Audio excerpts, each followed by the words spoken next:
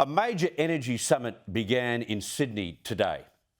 It's being co-hosted by the Albanese government, and the Prime Minister opened proceedings earlier today with grand promises of a cheap, renewable future. This is a plan to take Australia forward, to create jobs, cut power bills and reduce emissions by boosting renewable energy. Federal Energy Minister Chris Bowen, the man who smirks every time someone mentions the word nuclear, he will play a key role at this summit. And I was hoping to play a role myself by promoting the event today. The former Australian Chief Scientist, Alan Finkel, had been offered up to me for an interview about the summit. We agreed through the publicist that that would be fine, but when we tried to lock in a time, Dr Finkel was suddenly unavailable.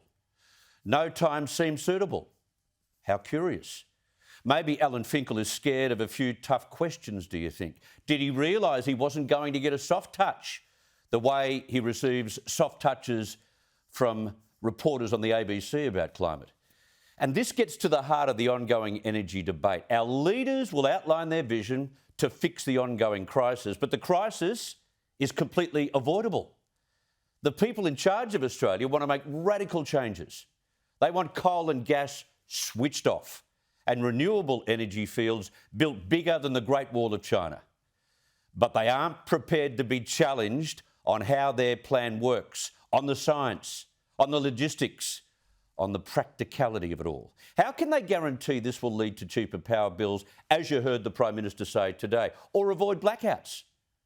The major energy retailers in Australia have just put up their prices roughly by 18%. What happens when AGL switches off the Liddell power station next year and Origin shuts down Eraring in 2025? Those two coal plants have previously powered 50% of the state of New South Wales alone. When they're gone, what will shoulder the load, do you think? The plans announced so far don't go anywhere near replacing that large baseload now being produced into the grid. Where will all that additional energy come from when Liddell and Eraring come offline? I would have loved Alan Finkel to answer that question. Or are we bracing for blackouts? Interestingly today, Anthony Albanese came up with a quantitative goal for renewables being able to power the grid alone. Have a listen. If the world is to reach net zero emissions by 2050, our investment in clean energy must more than triple. Meeting this demand will require a renewable energy supply around 6 times greater than our region's current annual solar and wind energy generation. We have just heard a first. The first time we've heard what amount of renewables were needed without coal or gas backup. 6 times the amount of renewables that exist right now. Now, I hope this is not just an Albanese guesstimate. You'd hope it's scientifically based or some kind of proper projection. But up until today, it's all been, full steam ahead, demonise coal and gas, and we'll get there. Just pray really hard. We've had politicians ignore the practical realities of renewables, the pitfalls included, to become green evangelists. But what makes us different to what's happened in Europe? This is another question I wanted to put to Alan Finkel. One of the world's leading economies, Germany, has spent the last 20 years transitioning to renewable energy. It's cost them more than $800 billion. They currently have the highest electricity prices in all of Europe.